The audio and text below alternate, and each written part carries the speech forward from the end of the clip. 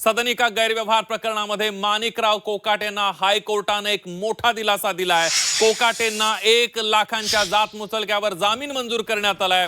मात्र नाशिक जिल्हा सत्र न्यायालयाने दिलेल्या 2 वर्षांची शिक्षा हायकोर्टाने कायम ठेवली आणि त्यामुळे कोकाटेंसमोर अडचणी कायम आहेत। शिक्षेला स्थगिती न मिळाल्याने कोकाटेंची आमदारकी देखील जाण्याची शक्यता आहे। कोकाटेंच्या आमदारकी संदर्भातला निर्णय विधिमंडळाने घ्यावा असंही यावेळेला कोर्टाने स्पष्ट केलेलं आहे। आताच्या घडीची एक सगळ्यात मोठी बातमी माणिकराव कोकाटे यांच्या संदर्भातली आहे। माणिकराव कोकाटेंना हायकोर्टाकडून एक मोठा दिलासा मिळाला आहे। सदनिका गैरव्यवहार प्रकरणामध्ये हायकोर्टाने माणिकराव कोकाटे यांना दिलासा दिलाय। कोकाटेंना 1 लाखांच्या जात मुचलक्यावर जामीन मंजूर करण्यात आलेला आहे। नाशिक जिल्हा सत्र न्यायालयाने 2 वर्षांची शिक्षा सुनावली होती। ही शिक्षा हायकोर्टाने कायम ठेवलेली आहे। आपल्याला माहित आहे की माणिकराव कोकाटे यांच्या अटकेसाठी अटक वॉरंट घेऊन नाशिक पोलिसांचं पथक मुंबईमध्ये लीलावती रुग्णालयामध्ये दाखल झालं होतं। मात्र हायकोर्टाने आता माणिकराव कोकाटे यांना जामीन मंजूर केलेला आहे आणि त्यामुळे कुठेतरी माणिकराव कोकाटे यांची अटक टळल्याचं आपल्याला पाहायला मिळतंय। मात्र या सगळ्यामध्ये नाशिक जिल्हा सत्र न्यायालयाने दिलेल्या 2 वर्षांची शिक्षा हायकोर्टाने ही कायम ठेवली आणि त्यामुळे माणिकराव कोकाटेंसमोरच्या अडचणी कायम असल्याचं पाहायला मिळतंय। शिक्षेला स्थगिती न मिळाल्याने कोकाटेंची आमदारकी देखील जाण्याची शक्यता आहे। कोकाटेंच्या आमदारकी संदर्भातला निर्णय विधिमंडळाने घ्यावा असंही यावेळेला कोर्टाने म्हटलेलं आहे। आणि या सगळ्यामध्ये आपण बघतोय की विरोधकांकडून असाही सवाल उपस्थित केला जात होता। सुनील केदार यांना कोर्टाने शिक्षा सुनावली होती। काँग्रेसचे नेते आमदार त्यावेळेला तत्काळ त्यांची आमदारकी रद्द करण्यात आली होती। मात्र माणिकराव कोकाटेंच्या बाबतीमध्ये विधिमंडळ का कारवाई करत नाही अशा प्रकारचा सवाल विरोधकांनी उपस्थित केलेला होता आणि कोर्टाने सुद्धा हेच म्हणलेलं आहे की आमदारकी संदर्भातला निर्णय विधिमंडळाने घ्यावा। त्यामुळे विधिमंडळ काय निर्णय घेते ते बघणं महत्त्वाचं ठरणार आहे। आणि या सगळ्या घडामोडींमध्ये हायकोर्टामध्ये आज काय झालं माणिकराव कोकाटे यांच्या संदर्भात एक नजर टाकूया सविस्तर। कोकाटेंच्या वकिलांनी कोर्टाला माहिती न देता प्रतिज्ञापत्रावर सही केली म्हणजे बनावट कागदपत्र तयार करणं नाही असं कोकाटेंच्या वकिलांनी हायकोर्टाला सांगितलं।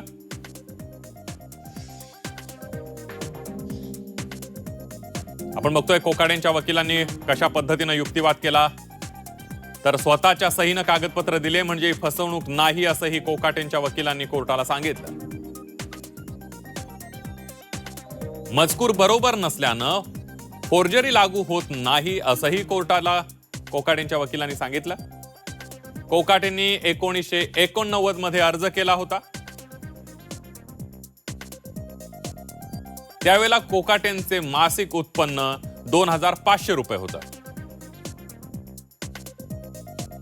अर्ज करताना कोकाटेंचं उत्पन्न कमी होतं।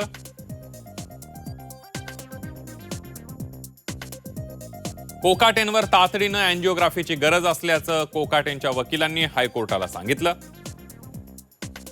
कोकाटेंच्या शिक्षेला स्थगिती देण्यात यावी अशी मागणी सुद्धा कोकाटेंच्या वकिलांनी केली। तर सरकारी वकिलांनी काय युक्तिवाद केलेला आहे त्यावर एक नजर टाकूया। जुनं घर खरेदीसाठी उत्पन्न प्रमाणपत्र देण्यात आल्याचं सरकारी वकिलांनी सांगितलं।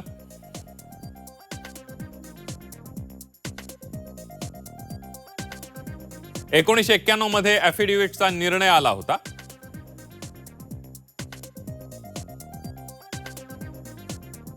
राहुल गांधी प्रकरण कोकाटे प्रकरणाहून वेगळं असल्याचंही सरकारी वकिलांनी कोर्टात सांगितलं। राहुल गांधींचं प्रकरण अदखलपात्र होतं।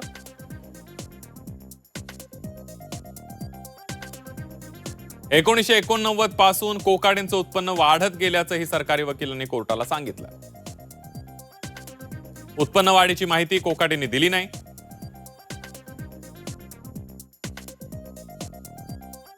कोकाटेंचं उत्पन्न जास्त आहे तरी योजनेचा लाभ घेण्यात आल्याचं कोर्टाच्या निदर्शनास आणून दिलं। कोकाटेंचं उत्पन्न जास्त तरीही योजनेचा लाभ घेतला।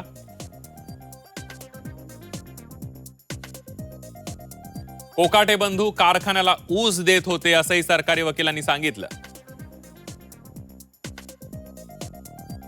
1993-94 ला 34,000 रुपयांचा 51 टन ऊस दिल्याची माहितीही देण्यात आली।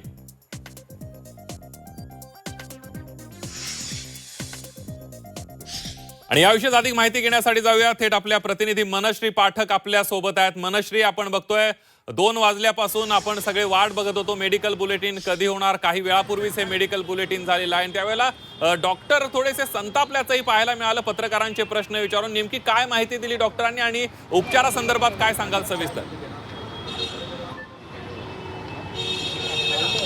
खरं तर पत्रकारांनी सुरुवातीपासूनच हा प्रश्न उपस्थित केला की इतक्या दिवसांपासून कोकाटेंवर नेमके उपचार काय झाले, याची माहिती नेमकी काय आहे हे का सांगितलं गेलं नाही. तर डॉक्टरांचं उत्तर असं होतं की जेव्हा ते या ठिकाणी आले तेव्हा त्यांचा हार्ट रेट जवळपास 125 पर्यंत गेलेला होता, तो वाढलेला होता. त्यांचं डोकं प्रचंड जड झालेलं होतं आणि म्हणून त्यांना अंडर ऑब्झर्वेशन ठेवण्यात आलेलं होतं. त्यांना ICU मध्ये ठेवण्यात आलेलं होतं. त्यांच्यावर औषधोपचार हे सुरू होते. त्यानंतर दुपारनंतर त्यांच्या एन्जिओग्राफीचा निर्णय घेण्यात आला. ही एन्जिओग्राफी झाल्यानंतर आता कोकाटेंच्या परिवारासमोर आणि कोकाटेंसमोर 2 पर्याय ठेवण्यात आलेले आहेत. एक म्हणजे बायपास आणि दुसरा म्हणजे एन्जिओप्लास्टी. बायपास यासाठी की एकंदरीत 4 ब्लॉकेजेस सापडलेले आहेत आणि हे 4ही ब्लॉकेजेस हे सिव्हिअर आहेत, हे गंभीर स्वरूपाचे हृदयातले ब्लॉकेजेस आहेत. त्यामुळे बायपास रिकमेंड केलेला आहे, बायपासचा सल्ला दिलेला आहे डॉक्टरांनी. मात्र त्यांच्यासमोर एन्जिओप्लास्टीचा सुद्धा पर्याय खुला आहे.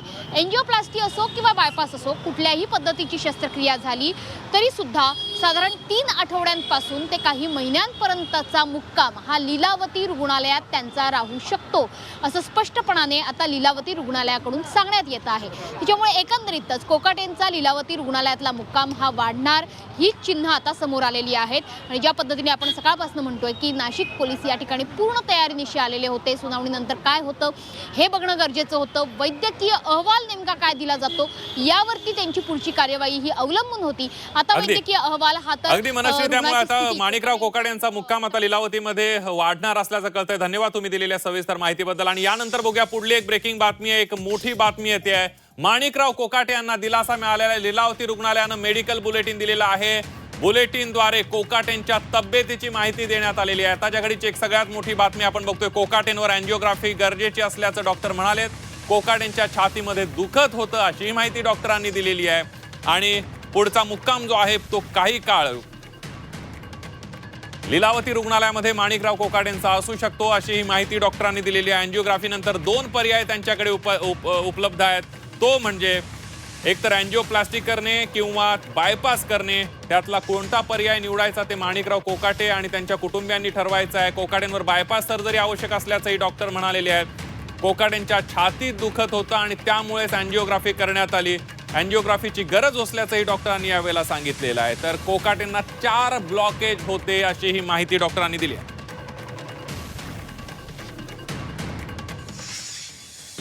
त्यांचा हार्ट रेट वाढलेला होता, 115 होता, डोका जड होता, नंतर त्यांचा श्वासाचा प्रकरण पण जास्त होता, 28 होता, छातीत दुखत होता. तर आम्ही जे काही टेस्ट करायचे होते ते केले. डॉक्टर सुरेश विजन कार्डिओलॉजिस्ट आहेत, ते तेव्हाच आले. त्यांनी त्यांना बघितलं आणि निर्णय घेतला की यांना ICUमध्ये मॉनिटरवरती हे करायला ॲडमिट करायला सांगितलं. आम्ही लगेच त्यांना ICUमध्ये घेऊन गेलो. जे काय औषधं सुरू करायची होती ते आम्ही औषधं सुरू केलं. 100% आहे, एक 90% आहे आणि दुसरी जागा आल्यानंतर 90% आहे, मग 60% आहे. 4 ब्लॉक्स आहेत, सर्व सिव्हिअर आहेत. आम्ही त्यांना रेकमेंड केलं की त्यांना बायपास करावा लागेल. ओके, बायपास सर्जरी करायचं आहे. त्यांचं मन नाही, पण ते विचार करतील, मग आम्हाला सांगतील, मग आपण अरेंज करूया. साधारण ही बायपास सर्जरी किती अर्जंटली करावी लागते? जितका त्यांना त्रास झालेला, त्यांना अनस्टेबल अंजायना होता, जितकं लवकर केलं तितकं बरं. बायपास सर्जरी नंतर त्यांचा मुक्काम लीलावती हॉस्पिटलमध्ये किती दिवसांकरता राहू शकतो तुमच्या मते? जर बायपास सर्जरी केली एखाद्या रुग्णाची, बायपास केलं तर बायपास नंतर करीबन 7 दिवस तर राहतात हॉस्पिटलमध्ये.